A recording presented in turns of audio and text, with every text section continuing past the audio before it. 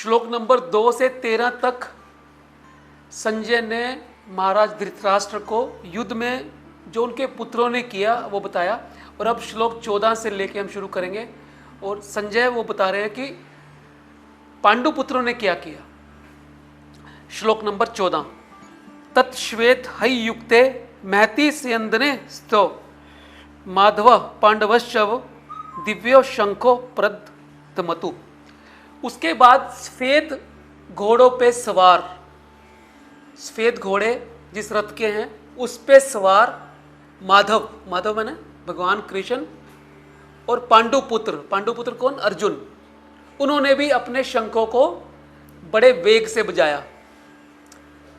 तो यहाँ पे अर्जुन को एक गंधर्व हुए थे, उन्होंने एक युद्ध में अर्जुन को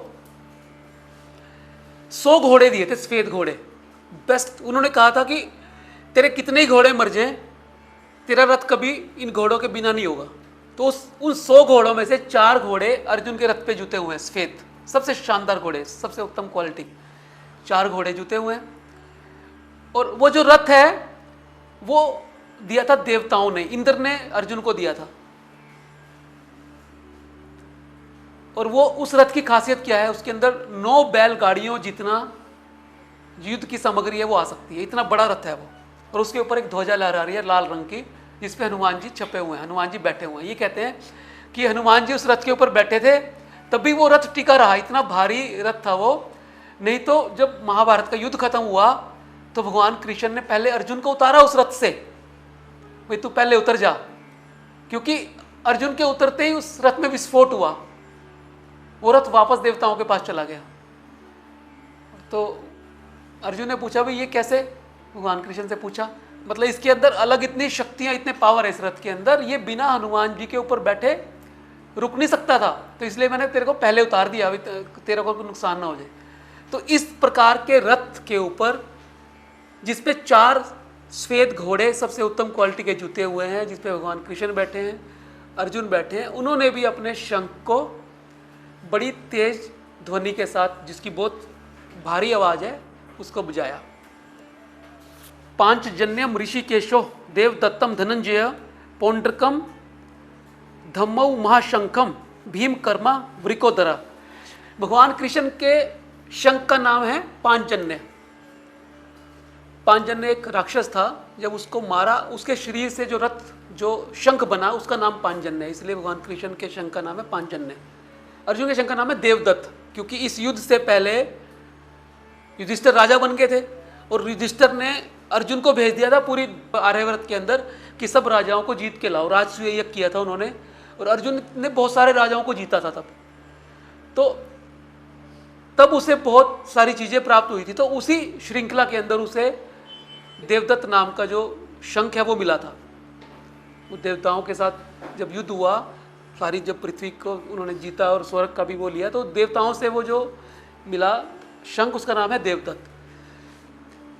और भीम का जो शंख है उसका नाम है पौंड्रकम। भीम को क्या बोला है, वृकोदर। वृकोदर मैंने क्या होता है, उदर मैंने है पेट, जो पेट है उसको उदर बोलते हैं संस्कृत में।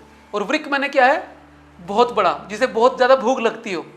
आपको पता है कि भीम तो इतना बड़ा था, उसको तो बहुत भूख लगती थी, जितने सारा लोग खाते थे उससे ज्यादा वो अकेला खा जाता था।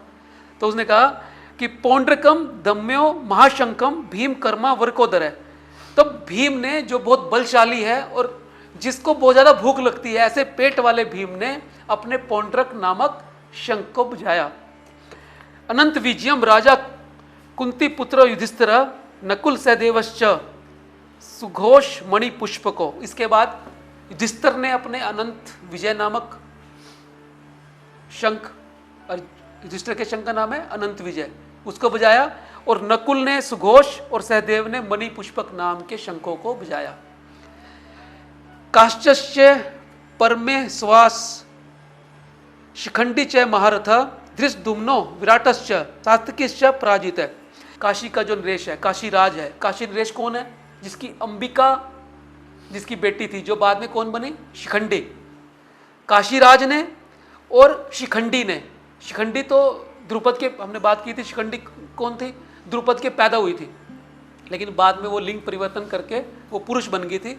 और फिर वो जब भीष्म पितामह के सामने आई तो उन्होंने ये कहा था कि मैं शिखंडी को मारूंगा नहीं क्योंकि ये स्त्री है। तो अर्जुन ने इस बात का फायदा उठा के शिखंडी को आगे करके भीष्म पितामह के ऊपर बाण चलाए थे, ठीक है, कृष्ण के कहने पर। धृष्टद्युम्नौ विराटश्च सात्विकीश्च पराजित है। धृष्टद्युम्न कौन है? द्रौपदी का भाई। और धृष्टद्युम्न यहाँ क्या है इस युद्ध के अंदर?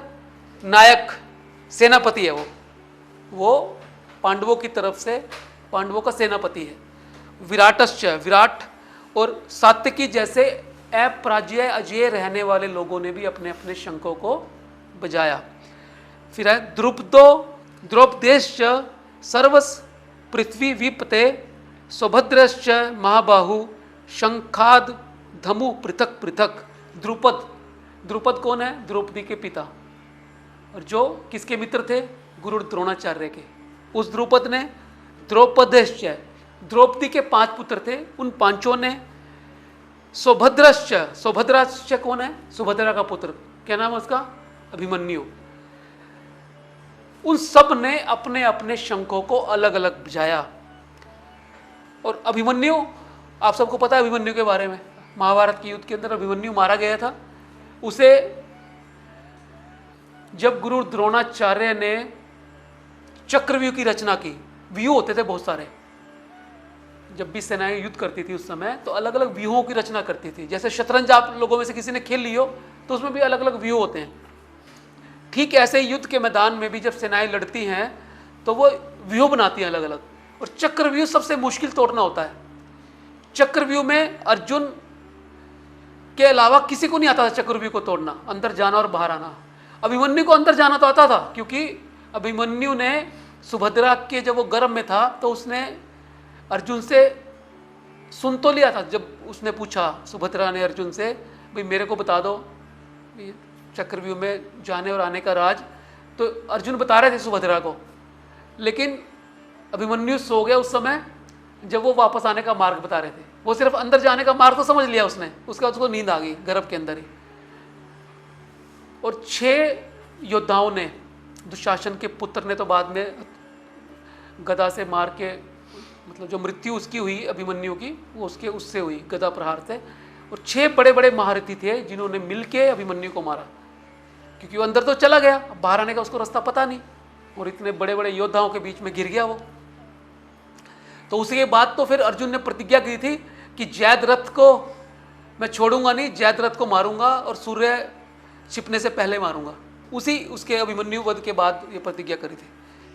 तो इस तरह से इन 5 श्लोकों के अंदर सब ने अपने अपने शंख बजाए। इसके अंदर देखो ध्यान देने की बात क्या है, जब हमने पिछले श्लोकों में देखा तो उन्होंने सिर्फ पितामह भीष्म के शंख की बात करी कि पितामह भीष्म ने अपना शंख बजाया।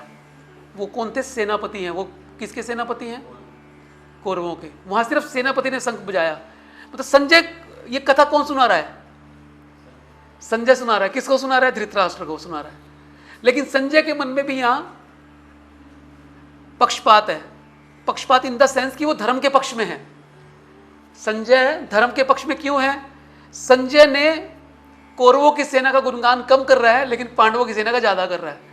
कौरवों की सेना में उसने सिर्फ भीष्म पितामह को शंख बजाते हुए दिखाया, जबकि वो सेना कितनी है? 11 अक्षौहिणी। और पांडवों की सेना कितनी है? 7 अक्षौहिणी।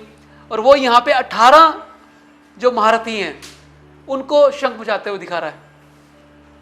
संजय के मुख से जो गीता के श्लोक कहलवाए जा रहे हैं वो ये प्रयास कर रहे हैं एक भूमिका बनाने का कि धर्म जो है वो पांडवों के पक्ष में है।